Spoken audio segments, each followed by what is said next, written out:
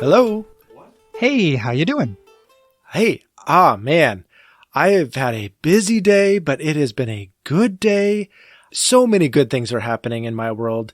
The first of which that I have to mention, today is August 28th, and the Mariners are in first place in their division all by themselves. This is the latest in the season that they have been number one since 2003. We're talking 20 years.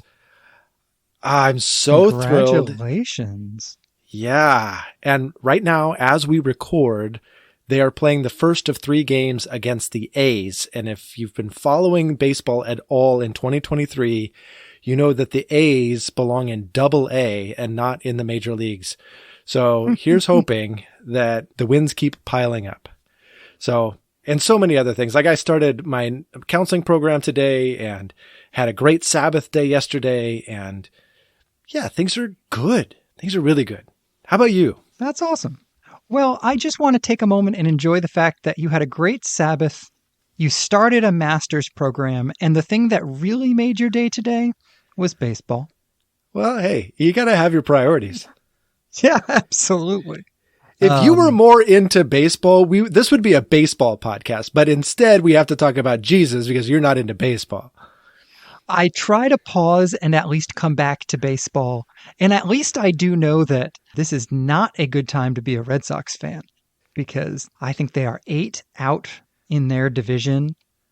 And not only that, but the current front runner for the wild card is the number 2 person in their division, Tampa Bay. Yeah, and so the chances of the Red Sox doing anything this season is not looking good. No. And, but if you're a Red Sox fan, you have to celebrate the fact that the Yankees are in last place in your division. Yes. That is on some level more important. And we are beating the Yankees by several games, so that's okay. But yeah, so I'm doing fine. I've now shared all the baseball I know with you. I had a baseball moment with you. All right. So if I hear the tone in your voice, you're doing better than the Red Sox, but not as good as the Mariners. Is that how you're feeling in life? That about captures it. That about captures it. That's exactly right. By the way, all the Which Josh questions that are about baseball, there are so many of them. I know because I have to come up with baseball graphics for them. Oh, sure. So I am deeply attentive to how many baseball ones we have had. And if you're keeping track of how many of them to date have been me. We need to come up with one that is just specific to you. And all the listeners are going to be like, whoa. Yes. I actually, I am thinking about it. But that was so underwhelming. I thought I had something and then I didn't. Oh, yeah, I really thought I had something. I was like, no, I really don't. Okay, so clearly we stink as a baseball podcast. So let's go back to what we do well. Oh, man. Well, what I want to do today is be a podcast episode that talks about a podcast because... Oh, that just strikes me as like, when you look in a mirror and there's a mirror behind you and it's like the infinite mirrors, that's totally what I'm thinking right now. Podcast and a podcast, talking about a podcast. Yes. What I'm really excited to do is to eventually get this episode of our podcast recorded, mastered, and aired, and then for us to do a reaction podcast about this podcast in which we were talking about a different podcast. I think that would be very exciting. I think our listeners would like us to actually start this podcast. All right. Well, I am halfway through the rise and fall of Mars Hill. Oh, right on. Yes. And so this is a giant undertaking that Christianity Today has done in order to examine what happened with Mark Driscoll and Mars Hill And I want to pause. Like I said, I'm right about the halfway point, and I wanted to pause at this point and begin a conversation about it. Because it strikes me that if this is worth listening to, it is important to listen to well. Yeah, it really is. It's interesting with this podcast. I avoided it for a very long time. Yeah, me And too. yeah, I mean, even longer than me. Yes. But it was actually Dean that convinced me, and a few other voices as well, that had said, hey, this is actually really good. And my fear in listening to it was that it was going to be nothing but celebrating some other person's demise and just kind of watching it burn and delighting in that in some way. And that did not appeal to me. And so I was nervous about listening to it for those reasons.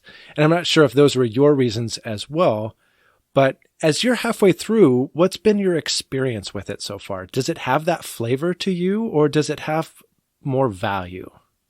Let me start off by saying that my motives for not listening to it were partially what you just described. I don't know if you've heard the phrase failure porn, but Oh, I think that is a very evocative phrase that yeah, speaks to our human love of seeing the train come off the tracks.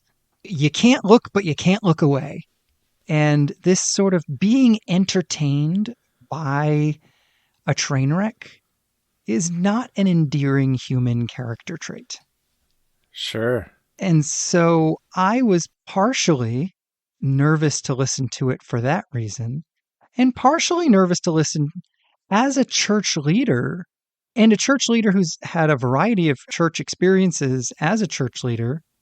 To what degree am I going to resonate with this, but as a non-senior leader, resonate with it and have no space with which to do anything differently? Mm, As a non-senior leader, it is not my job to turn the ship. It's my job to be following the direction that the leader is taking us, or to get off the boat. So I did not want to sow discontent in my own life when I was in that kind of a space. And so now that I am not in that space anymore, I am freer to listen and make up my own mind and have my own opinions, because I'm not in a job that requires me to live off somebody else's mind and their opinions. well, so this is fascinating. I didn't even really connect the dots until you just said that you're in this season of transition as you move away from the 20 years you spent fulfilling your calling as a number two and into your new calling as a senior leader, and a senior leader in preparation or in waiting. I don't know how you want to phrase that. I'm not sure if you even have a term for it yet, We but are, as I talked to my wife about this, we are actively not answering that question. Right now, I don't know what's next, frankly. There's a giant series of question marks. And so, yeah, but anyway, so I don't know what's next, but it is a yes. Go on. well, and maybe that answers it, because I almost wanted to ask you, as you think toward being a senior leader, what lessons are you drawing out of this podcast that you're like, I actually like that if applied differently, or I would like to do things different, or here are some of the safeguards that I see we're missing and that I want to make sure are in place in my ministry. I almost want to take, how we did with the transactional relationships way back in episode 23, we said transactional relationships versus question mark, question mark, question mark, like what's on the other side of this? And I almost want to do the same with the Mars Hill podcast, whether from your own preparation and your own thoughts or just in general. What's the other side of Mars Hill? Obviously, Mars Hill's been set up as the negative example of one of many that happened in our country. What's the positive example, or what are the lessons to be learned out of this podcast as you see it? Yeah, that's great. This is exactly what I've been thinking about. And I'm curious to hear your thoughts on this as well. And so maybe we can just trade off and maybe throw some pieces of the other side on the table. And as we talk, I hope that our listeners are thinking about what they've experienced as well, that is the other side.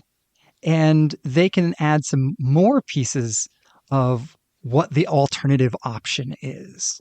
Because I think for me, this is exactly what this is about. When I think about why bother listening to all those hours, it's because church is wildly important. And if church is wildly important, I want to learn to do it the best I can. And if church is important, if somebody else makes a mistake, I don't want to throw stones because I could have made that same mistake if somebody else didn't make it first. I just want to learn from it and not make those mistakes. Yeah. So, yeah, I've got 3 or 4 things that I think come to mind very quickly in no particular order. But the first one that I think is exceptionally important for leaders is to be intentional about the board. Meaning yes. the board of directors. Wow, yeah.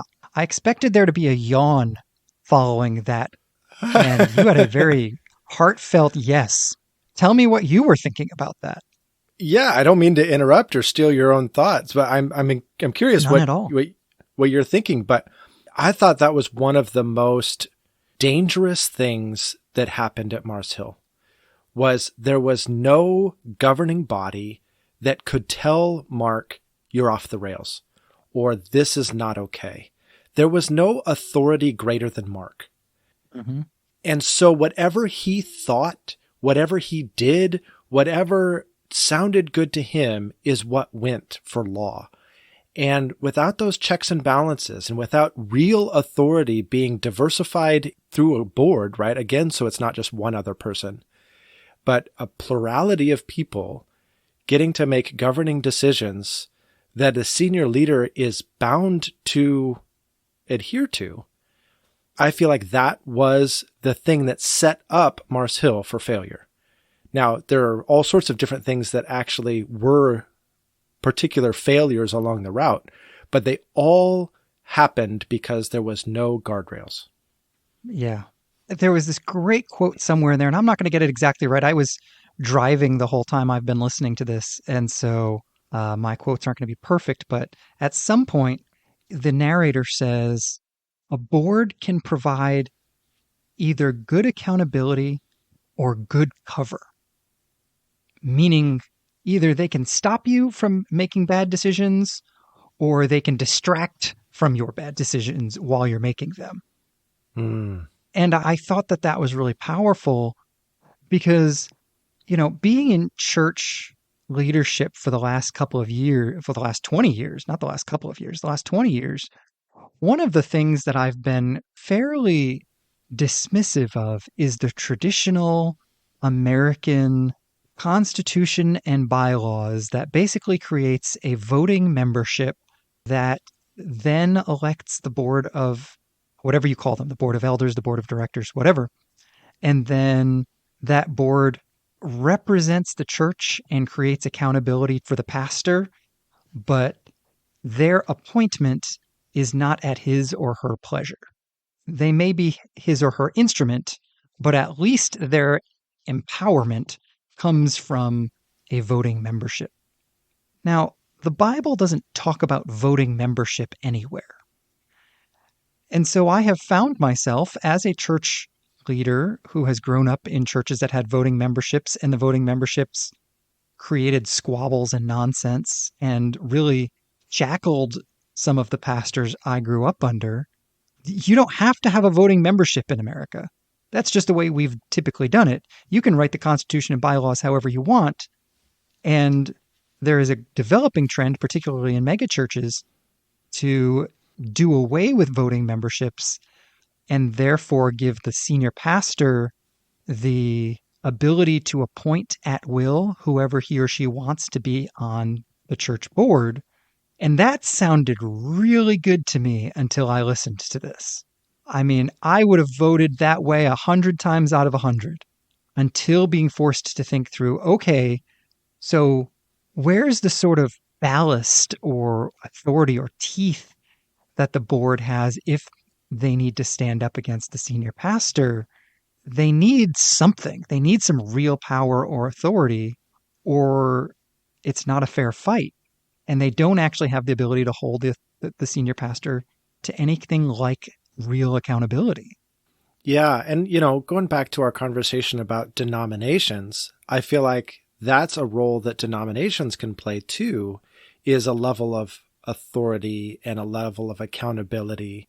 Because I suspect, actually, let me just ask, and rather than suspect, what drew you to that position in the first place? Why did it appeal to you that a pastor would appoint the board?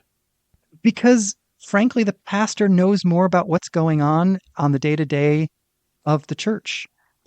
One of the things that would happen at my church in Boston is that we would know things about people that would make them not valid candidates for the board. And sometimes people would recommend them to the board anyway, and we would have to say, no, no, no, no. And so the way that church worked is there was a nominating committee made up of voting members that could nominate, but the senior pastor still had to have a veto over who could be nominated to the board because nobody ever nominated right. They would nominate people. So-and-so's living with her boyfriend. No, she can't be on the board. Yeah. Like, no, come on. And everybody knows it. It's not like it's confusing. How did you read how did you read the Bible's requirements for elders and say yes to this one? I don't understand. And so that kind of experience, which I had numerous times watching the way board stuff was dealt with at that church, which was never bad. Like there was never any chaos or mess in the board, and the board functioned reasonably well.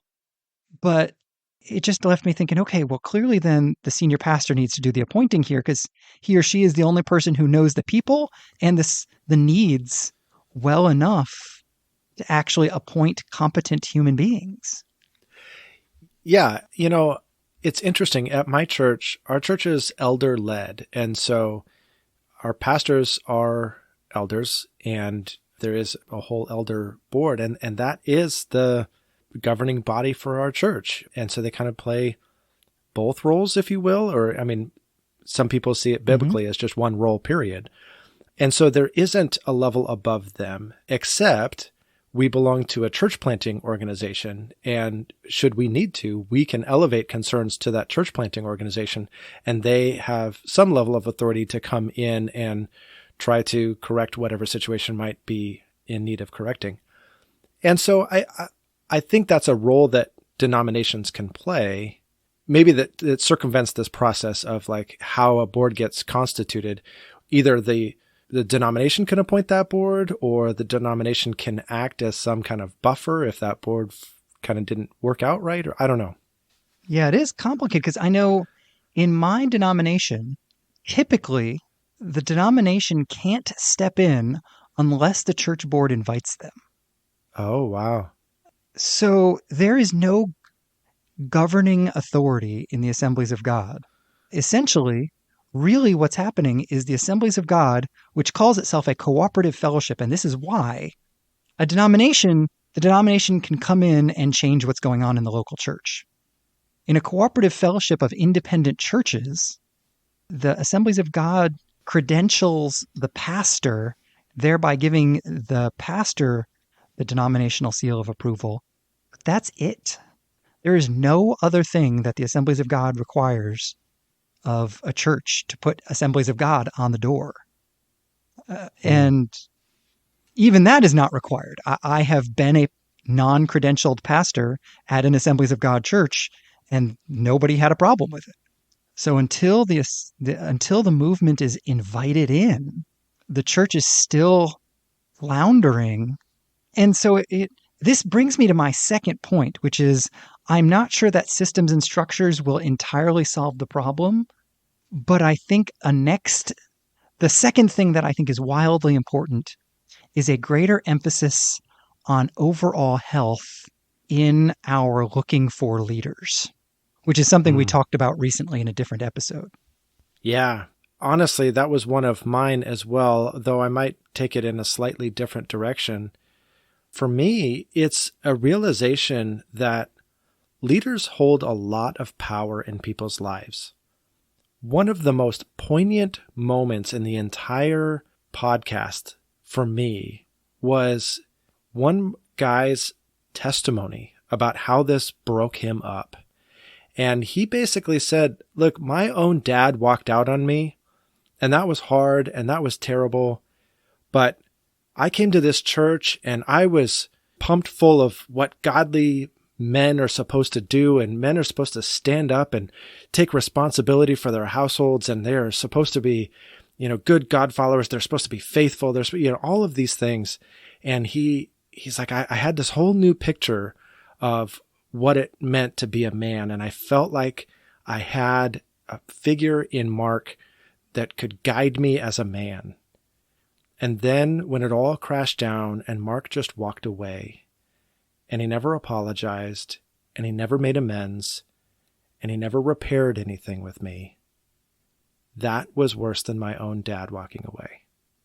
And that was so powerful to me to realize, geez, leaders have a huge amount of influence on somebody's life, their emotions, their soul, their well-being. And if they themselves are not healthy and don't know how to engage maturely in various types of emotional conversations and situations, like, I'm just projecting. I don't know, because Mark has never really come forward and talked about it. But I'm just projecting and assuming Mark's felt some level of shame over the collapse of Mars Hill and all of the different things that went on around it, and almost felt attacked on all sides and didn't know what to do.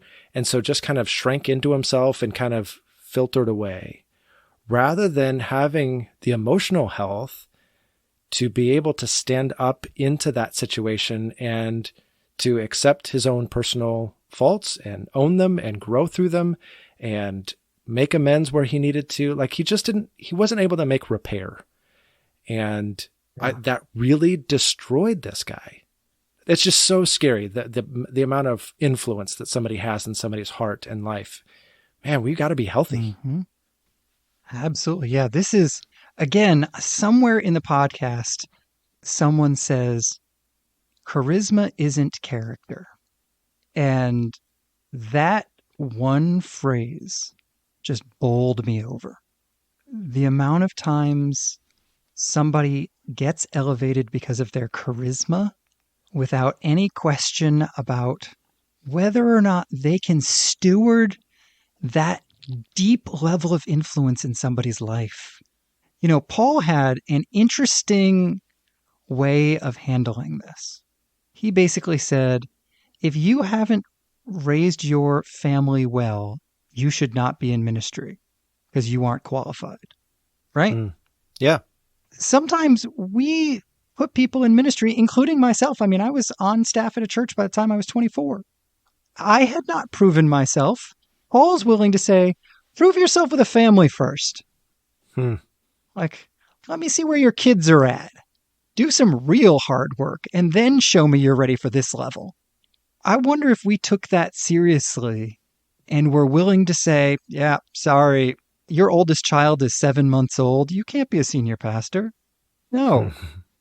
Now, I'm not a denominational official, and I can imagine that would be a deeply problematic thing to say. But boy, wouldn't that safeguard us? Well, and especially when in our leadership episode, we talked a lot about mentoring and the need for that. What if the answer wasn't just a flat no? What if the answer was, I love where you're heading. Let me help you. You're not ready yet. And that was okay. Right. Well, one of the things this would split up the people who are doing this for healthy motives and the people who aren't. This kind of edges into the space between this idea of health and the idea of churches being missional. And again, this is an idea that I have swallowed hook, line, and sinker until listening to this podcast.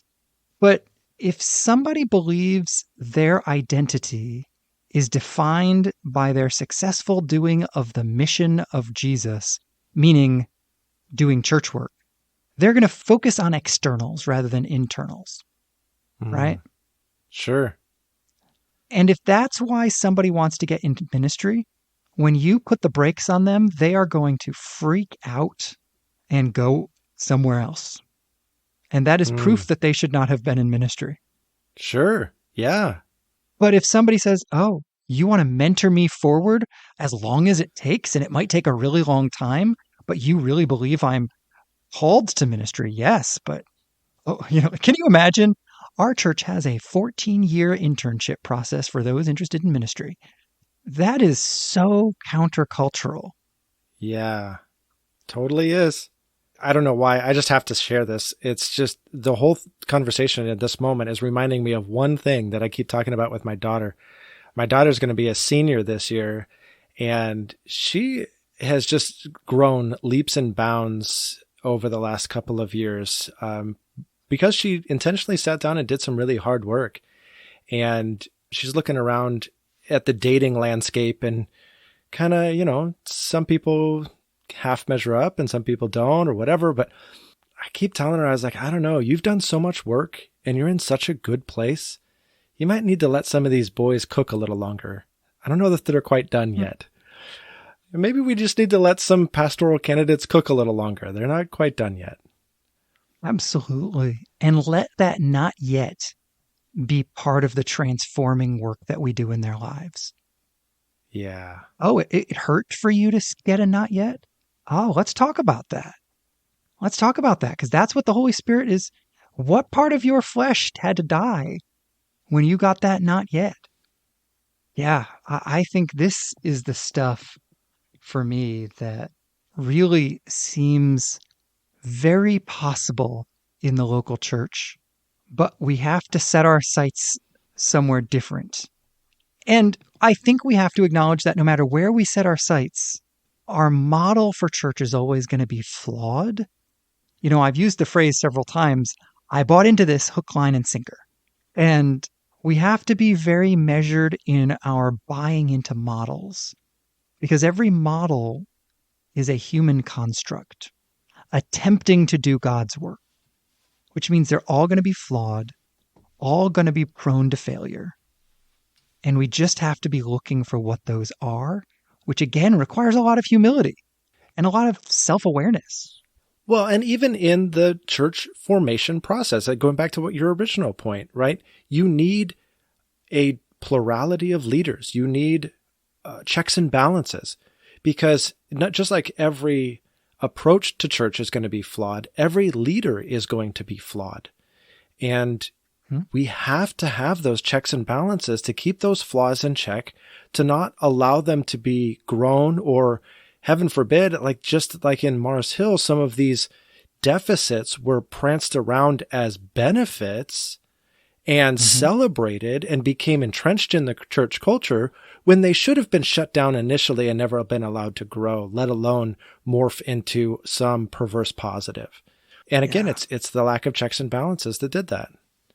Yeah, this is reminding me, my Boston senior pastor, who was a third-generation Assemblies of God minister, would often laughingly say, the Reformed movement, they believe in the total depravity of man. But we in the Pentecostal movement, we believe in the total depravity of me.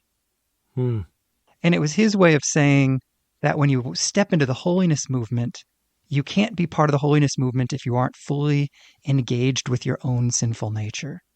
And he wasn't really trying to throw down on the Reformed folks, but I really think leaders have to believe in the total depravity of me. Okay, so I want to have a whole nother conversation just on how we should view sin. This is on my mind so much lately. This idea of total depravity, acknowledging my own sinfulness, I think is important, and I think sometimes gets misapplied both because it gets Mm-hmm. overemphasized and sometimes because it gets underemphasized.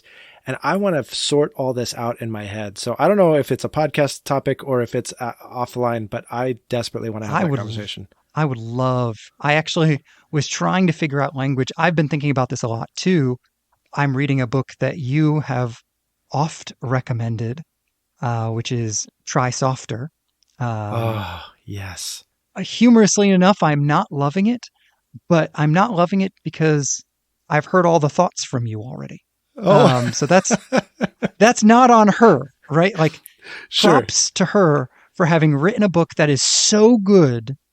People are telling me all the thoughts before I get to the book. Like, that is the sign of a great book. Like, Yeah.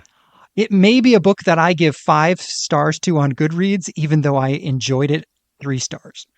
Because if I believe reading is a kind of community effort, and I do, she is changing the community conversation in ways that are really powerful and wonderful. But she makes some comments in this vein that I actually just this morning, I was running down a trail and she's making some comments in this vein. And I thought, boy, there needs to be a theological conversation about sinfulness and self-worth and putting those two categories together in helpful ways.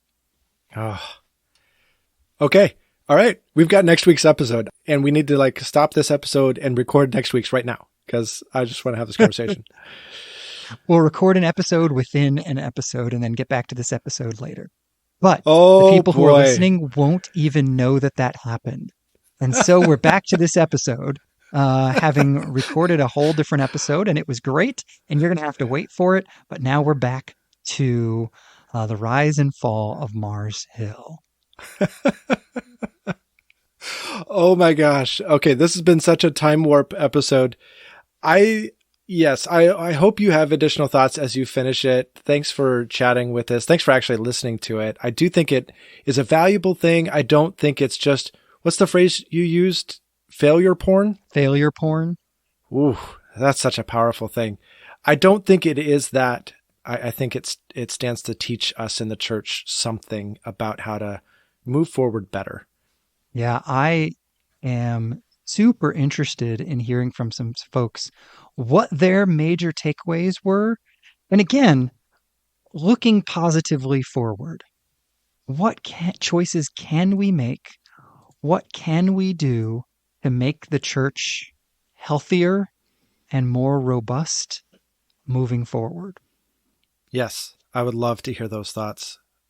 So, well, before we turn the conversation to what you're thinking about, I do want to encourage our readers. We don't have readers.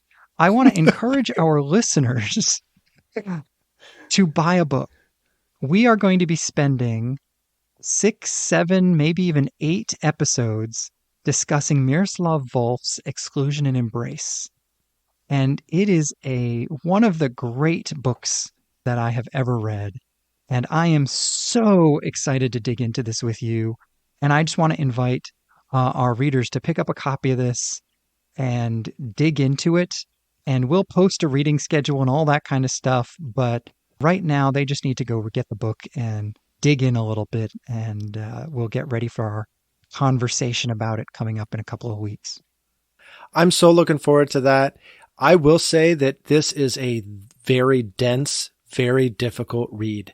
And one of the reasons we want to go through this book is so that we're forced to read it again and hopefully grasp it better, and then grasp it even more than that by having a conversation about it. So we're going to start every episode, the first half of it, just trying to make sure we've grasped that chapter accurately and laying out a bit of the argumentation for our audience so that if you read it and didn't understand it, or you didn't have a chance to read it, you can still follow along. And then once we're reasonably certain we understand what he was trying to say, then we'll move into, okay, so what? What do we do with that? How do we live in light of that? And we find this to be a really important topic because otherness and them and those guys, that's such a part of our culture these days. And we want to learn how to embrace the other better. Exactly. This is, I think, deeply relevant to our everyday life when the word polarized is constantly used in every sphere from religion to politics, and wildly important when we follow a master who gave us two commands, and one of them was to love our neighbor. And when asked who the neighbor was, he said, it's the person who's nothing like you. Mm. So this idea of learning how to value people who are different is so important. And Wolf does a phenomenal job of wrestling with this topic. Yeah. Well, Josh from Missouri, what else have you been thinking about? You know, I have been reading a book by Edward Abbey called Desert Solitaire. This was inspired by our vacation trip. Abbey spent 3 6-month tours as a park ranger in Arches National Park. Oh, And so, yeah. So, and this was back in the late 60s. Book came out, I think, in 71. And so the parks looked quite different from how they look today. But the beginnings of tourism as an industry were something that was just starting to happen. As a matter of fact, Arches gets paved for the first time while Abbey is a ranger there. hmm. And so he is wrestling with this, and I just find it fascinating. His argument moving forward is that we should never pave another road in a national park ever again. We should shut down all existing roads to automobiles and every kind of electric or engine-based vehicle. And with the amount of money we would save in not having to repair them, we should provide bikes free of charge to anybody who wants one to be able to bike in the national parks. And the only options should basically be bike or horse or feet. And his basic argument is that if we do that, we will make the national parks 10 times larger than they used to be because it will take 10 times longer to traverse them. Hmm. And I don't think that's ever going to happen, but I think it is a fascinating thing to say. And just because we missed the boat on it doesn't mean it's not worth considering. Again, I don't want to buy in hook, line, and sinker to something just because it seems right to everybody around me. So he has me thinking. And I don't know that I have any other thoughts other than I think it's interesting that he makes this argument in favor of keeping the wildness of the national parks. I'm all for it. I knew you would be.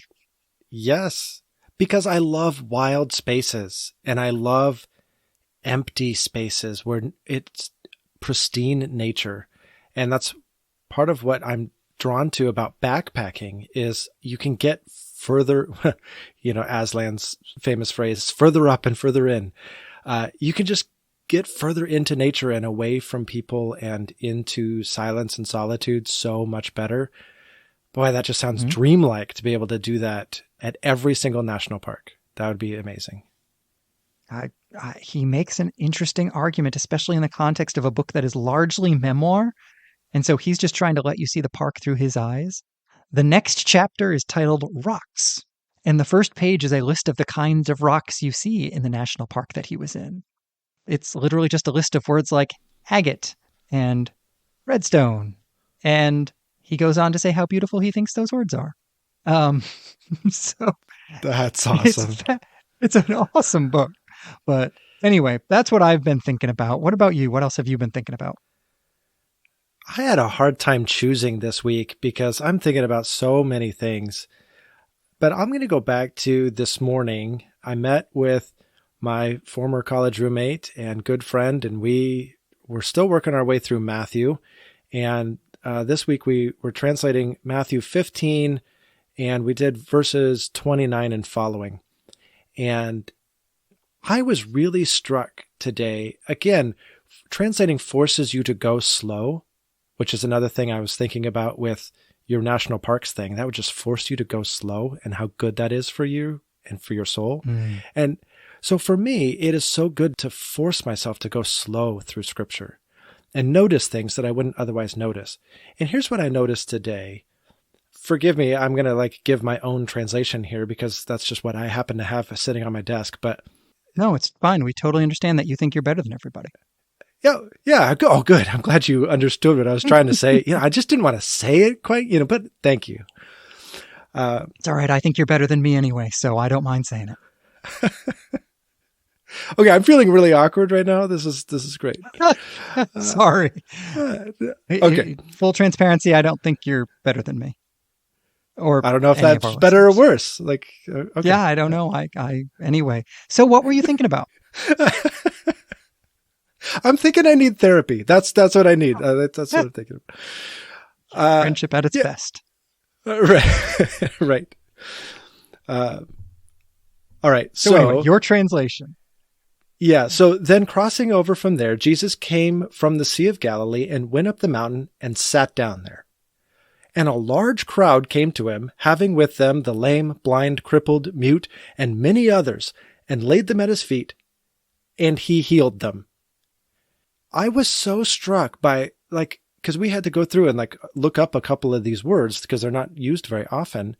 What does that word mean? Okay, this is that type of disease that was coming to him. Okay, great. Matthew spends a lot of time describing this great crowd. He uses an adjective there, this large crowd, and this type of ailment, and this type of ailment, and this type of ailment, and they all came to Jesus. And then 3 understated words, and he healed them. That was it. That's the sum total describing what Jesus did. It's not, and he called down power from heaven and his heavenly Father met him in a cloud of thunder and lightning and, none of this grandiose anything. If anything is grandiose, it's the grandiosity of the sicknesses and the ailments that came to him. And then Matthew goes on in the same vein, again emphasizing the people. So therefore the crowd marveled at seeing the mute speaking, the crippled healthy, the lame walking, and the blind seeing, and they glorified the God of Israel. Jesus is almost lost in the story. Yes, I understand he's the center point, but the crowd and the effect that God had on the crowd is the center point of the story. Jesus is just sitting on a mountain and a bunch of people show up and they get healed, and it's pretty amazing to watch. I almost wonder if the crowd could even see Jesus. Yeah, there's always, not always, but there is frequently in the Gospels something very casual about Jesus' activation or use of his power, right? He healed him. Okay, moving on. Yeah. And the same way, I'm always struck by this. Jesus is up on a mountaintop. He sees the disciples on the verge of being deluged by a storm. So he walks across the ocean or the lake to go to them, and as if that were the obvious decision. Yeah. Huh. Yes. You live in a different world than I live in. That's what I'm getting out of this. Right. Yes. And he healed him. It's amazing, isn't it? It's amazingly understated. And I think this speaks to those who want to say that this is made up or this was propaganda or what have you. That's not the way I would draw it up if I was trying to convince people, right? There would be way more theatrics, way more grandiosity, not just this understated, and then he healed him. 100%. All right. We have arrived at the Witch Josh question. Ooh. And this week, we still do not have theme music. But this week... Thank you. That is perfect. Yes, I could do on short notice. Fair. All right, this week, Witch Josh, prior to his wedding, memorized the book of Song of Songs, but did not tell his fiancé/wife. And this is me. Did you really memorize literally every word of that? I think I stopped 8 verses short of the end. Yeah. So virtually, yes. I could recite Wow. at the time the whole thing, start to finish. That is amazing. Mm-hmm. How long did it take you? I did a verse a day. I can't remember how many verses it is. Somewhere in the vicinity of 100 or 130 or something. I just did a verse a day, every day, for 130 days or whatever it is. It was awesome. It was one of the best experiences with the Bible I've ever had. So, in order to do that, day 1, you do verse 1. By day 8, you're doing 1, 2, 3, 4, 5, 6, 7, and 8. By day 30, you're doing 1 through 30.